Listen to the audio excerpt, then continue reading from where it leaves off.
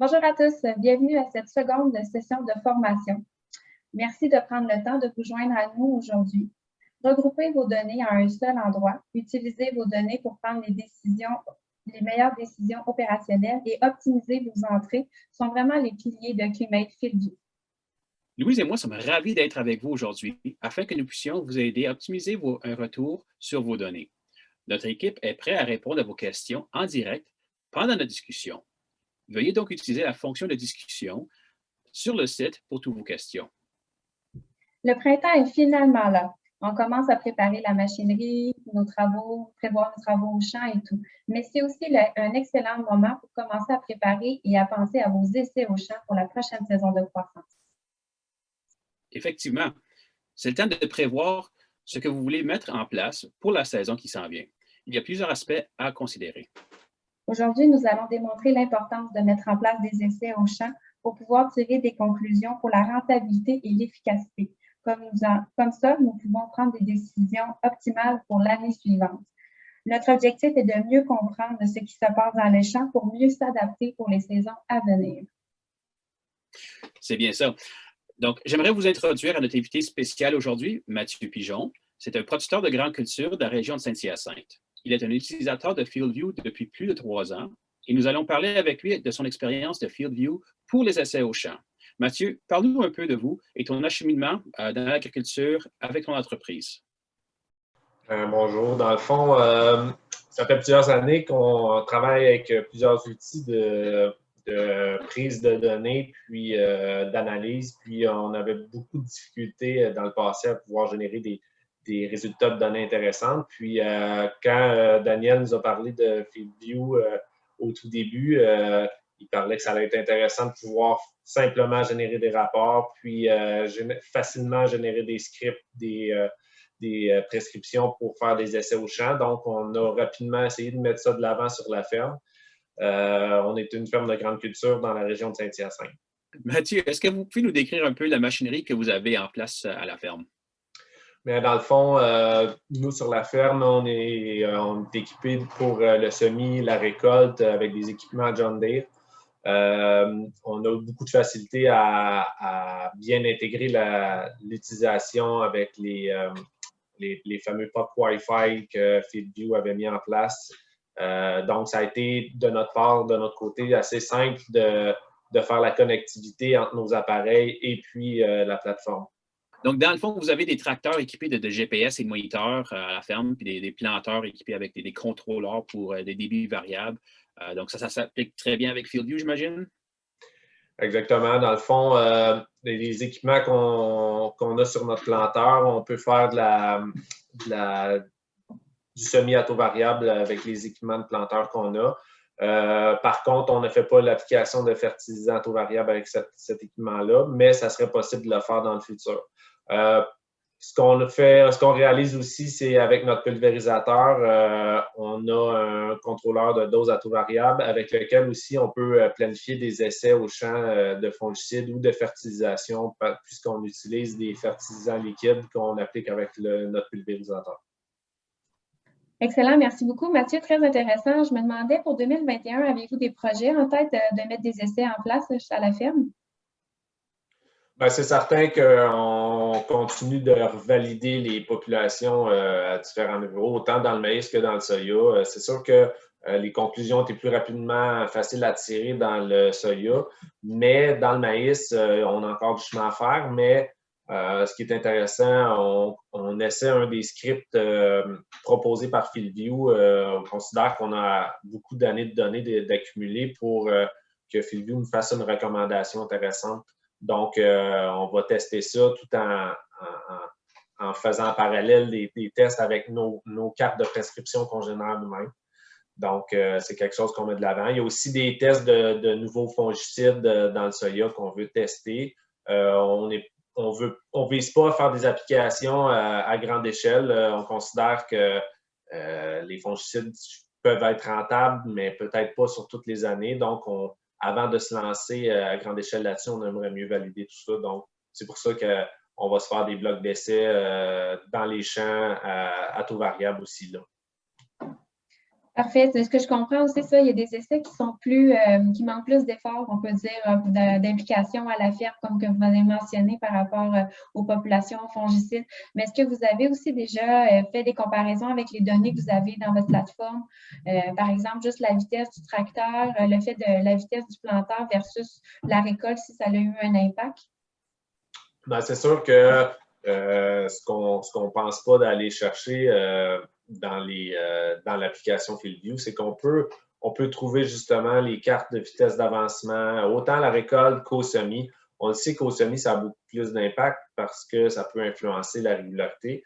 Par contre, à la récolte, ça peut aussi avoir des variations, créer des variations dépendamment des systèmes de récolte qu'on a. Si, exemple, on surcharge notre élévateur, puis où est-ce que la lecture de rendement se fait, bien, ça peut soit laisser un peu de rendement ou mal l'enregistrer. Donc, c'est pour ça qu'on peut aller appuyer nos résultats avec ces cartes-là. Exemple, vous avez un employé sur la ferme ou même vous qui êtes inattentif, puis vous vous retrouvez à rouler beaucoup trop vite sans tenir en compte les données de votre moniteur de planteur, puis vous apercevez en allant faire une vérification que pourquoi cette zone-ci, il y a des irrégularités. Bon, ben, dans FieldView, vous allez avoir une carte de la vitesse d'avancement de vos opérations. Donc, vous allez la générer, puis vous apercevez finalement que vous rouliez 1,5 fois plus vite que l'habitude. Donc, vous pouvez rapidement tirer une conclusion sur ce que vous observez au champ. C'était quoi la difficulté de ce niveau d'essai dans le champ? Ben, en fait, ce qui pouvait être anciennement un enjeu, c'est qu'il fallait aller dans une application qui était beaucoup plus complexe pour générer des cartes de prescription. Dans notre cas, c'était relativement simple. En fait, c'est que on connaissait notre population ciblée qu'on utilise depuis des années, puis plusieurs agronomes nous recommandaient soit d'augmenter, de maintenir ou de diminuer nos populations. Donc, on s'est déterminé des populations qu'on considérait comme plus élevées. Dans notre cas, on figurait aller au-dessus de 150-160 plants LAO, qui est quand même élevé. Ultimement, on fonctionnait autour de 145-155. Puis, on voulait tester des zones beaucoup plus faibles, là, de 120 000 plants LAO qu'on entendait dans la littérature qui pouvaient permettre de conserver des rendements intéressants, à la limite équivalents à ce qu'on avait. Donc, c'est ce qu'on a voulu tester dans cet essai-là. En termes de conclusion, est-ce que c'est quelque chose que tu veux répéter, refaire d'autres essais sur plusieurs années, ou est-ce que vous avez déjà pris une décision sur un niveau de population pour tel champ, tel produit? Bien, c'est certain qu'à partir des essais qu'on a faits, parce qu'on l'a répété depuis 2018, ces essais-là, on a déjà baissé les populations cibles qu'on utilise à l'échelle de la ferme au complet. On va revalider de façon spontanée dans d'autres champs de soya à l'occasion les populations, mais on a plus ciblé autour de 140 000 plants LAO qu'on considérait suffisants. Puis, à partir de 2018, on n'a pas vu d'incidence majeure sur le rendement, même dans les autres tests qu'on aurait fait de la même façon avec des scripts prédéterminés d'avance, comme qui était démontré dans l'exemple. D'accord. Donc, laisser une bande témoin dans le champ, c'est assez facile. Alors, c'est quelque chose que tu peux répéter année par année, mais le gros volume du champ reste assez uniforme. Bien, encore là, ça dépend de la variation. Comme j'expliquais au début, on a beaucoup de champs avec des variations de sol. Dans ces cas-là aussi, on a adapté des populations par taux variable là, à plus grande échelle. On utilise les scripts avancés que FieldView qu'on peut utiliser, en fait. Et puis, on a créé nos propres zones de gestion parce qu'on a réussi à importer plusieurs années de données dans FieldView. Quand on l'a installé il y a 3 ans de ça, on avait au moins 3 ou 4 années d'historique. Donc, on a réussi à identifier les zones dans lesquelles on avait facilement de la réussite et dans lesquelles on avait beaucoup plus de difficultés à générer des rendements intéressants ou on avait d'autres problématiques. OK, donc toi, tu basais tu basais tes scripts sur les années précédentes en termes de cartes de récolte, c'est ça? Exactement. Quels ont été les impacts de la population? Est-ce que vous avez eu d'autres impacts qui ont été émis par rapport aux intrants, par rapport à la rentabilité également? Au point de vue des intrants, sur la ferme, on gère beaucoup de fumier, donc on n'a pas mis l'emphase sur les tests qu'on a faits avec la fertilisation. Par contre, encore là, comme j'expliquais à Daniel tantôt, il y a des zones à plus faible potentiel par rapport au type de sol. On sait qu'on a des sols très bien pourvus en matière organique qui vont donner beaucoup de reliquats d'azote. Bien, naturellement, on n'aura pas tendance à surfertiliser dans ces zones-là. Par contre, dans les sols plus sableux ou plus faible rendement avec d'autres propriétés qui limitent le rendement, on a décidé d'y aller aussi avec des doses plus régulières ou des doses plus économiques. Est-ce que vous avez d'autres essais que vous aimeriez nous partager, Mathieu? Bien, c'est sûr qu'un des avantages de FieldView, c'est facilement comparer et bien retrouver nos variétés au champ. C'est le principal avantage pour lequel on avait utilisé cette plateforme-là, puis ça avait piqué notre curiosité il y a 3 ans déjà. Justement, cette année, on a eu une année très difficile à la ferme. Comme la majorité des gens dans l'Est ontarien puis au Québec, on a fait face à une sécheresse au début de la saison qui a vraiment hypothéqué le rendement et un froid qui est resté présent tout au début de la saison, qui a testé beaucoup les vigueurs sur les variétés de maïs. Puis, j'ai tout le temps l'habitude dans chaque champ de souvent jumeler 2 variétés pour comparer leur potentiel ou pallier à une faiblesse de ces variétés-là, advenant une année difficile. Puis l'année passée, on a eu un très bel exemple de ça. Puis FieldView nous a permis facilement d'aller retrouver ces variétés-là, mais aussi de les comparer tout au long de la saison pour finalement générer un rapport vraiment intéressant pour en discuter avec les agronomes avec qui je travaille pour la vente de semences. Donc, avec l'application, ce qui est intéressant, c'est qu'on peut jumeler 2 couches, une à côté de l'autre. Dans ce cas-là, on se retrouve avec une couche du côté gauche avec les 2 variétés.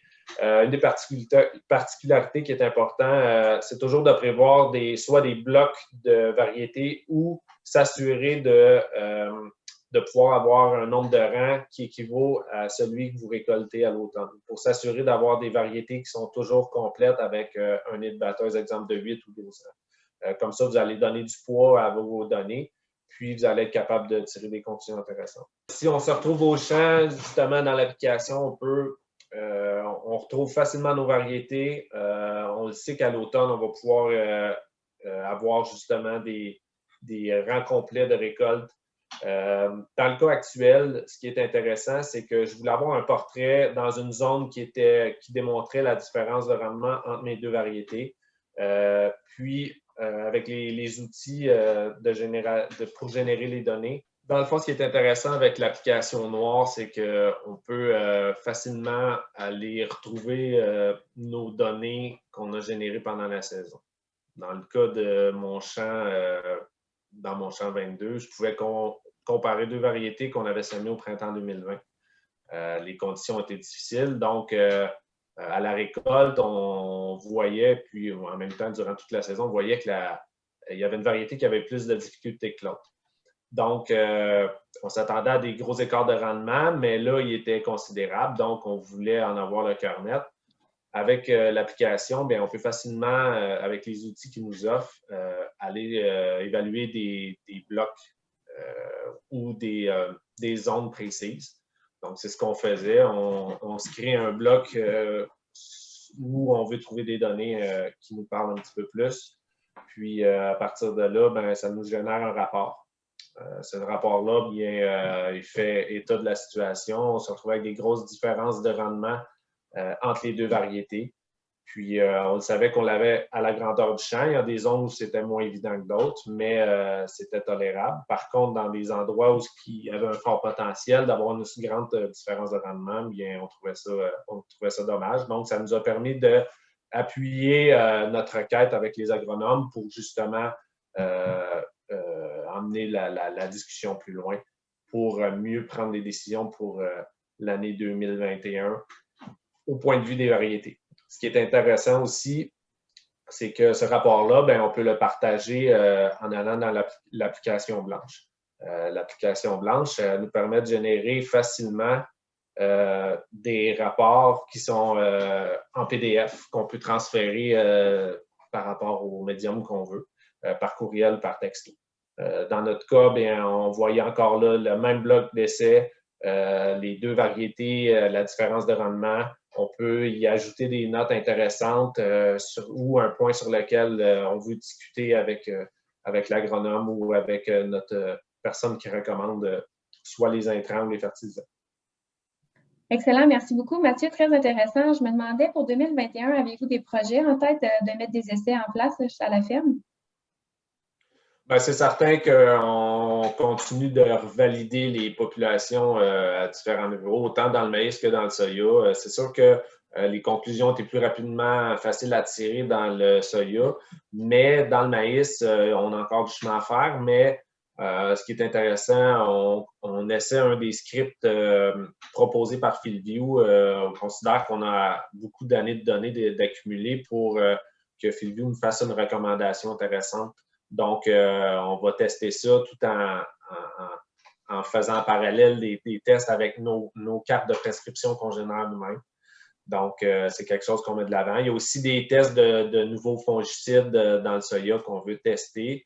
On ne vise pas à faire des applications à grande échelle. On considère que les fongicides peuvent être rentables, mais peut-être pas sur toutes les années. Donc, avant de se lancer à grande échelle là-dessus, on aimerait mieux valider tout ça. Donc, c'est pour ça qu'on va se faire des blocs d'essai dans les champs à taux variable aussi, là.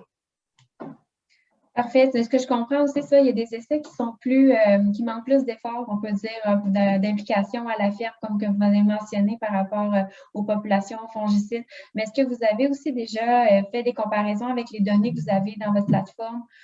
Par exemple, juste la vitesse du tracteur, le fait de la vitesse du planteur versus la récolte, si ça a eu un impact?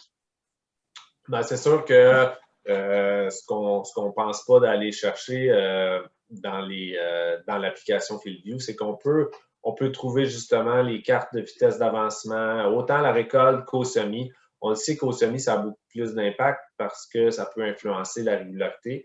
Par contre, à la récolte, ça peut aussi avoir des variations, créer des variations dépendamment des systèmes de récolte qu'on a aussi. Exemple, on surcharge notre élévateur, puis où est-ce que la lecture de rendement se fait, bien, ça peut soit laisser un peu de rendement ou mal l'enregistrer. Donc, c'est pour ça qu'on peut aller appuyer nos résultats avec ces cartes-là.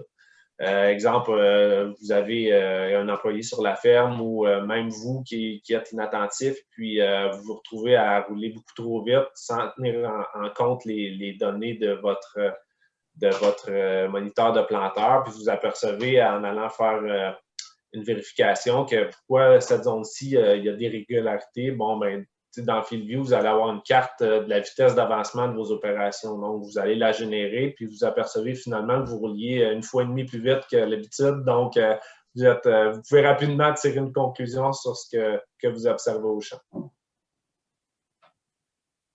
Mais ça n'arrive jamais, ça. On n'est jamais pressé, nous autres, hein? Non, jamais, jamais, jamais. On parle au téléphone, puis on mange une sandwich en même temps, puis c'est ça. Est-ce qu'il y a des essais que vous avez... Est-ce qu'il y a des essais à la ferme qui n'ont pas marché ou qui n'ont pas eu de bons résultats à date?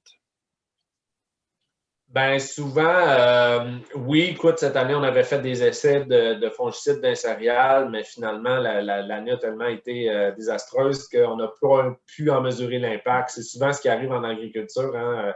La météo souvent, est souvent notre pire ennemi. Donc, oui, ça peut nous occasionner des déceptions, mais le fait que l'application nous simplifie la vie dans la mise en place des essais et puis la collecte de données, ça diminue un petit peu l'effort investi. Donc, on est un petit peu moins amer si on ne peut pas en tirer des conclusions intéressantes. Oui, bon point, merci. Est-ce qu'il y a encore plus de détails tu veux partager sur les essais? Ben aussi, ce qui est important, malgré le fait que ça soit simple, il faut quand même essayer de planifier un petit peu Si vous êtes du genre à faire des tests côte à côte dans le champ avec 2 variétés, comme moi, je prends l'habitude de faire sur ma ferme, de justement planifier de bien mettre les rangs où est-ce qu'on commence à semer. Le 8 rangs, dans mon cas, je récolte à 8 rangs avec ma batteuse. Donc, pour ne pas avoir un chevauchement de variétés. Une alternance de variétés, dans le fond, là? Exactement.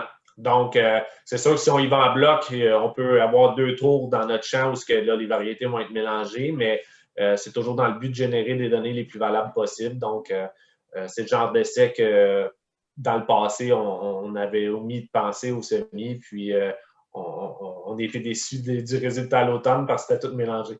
Donc, c'est le genre d'exemple qui est intéressant de démontrer.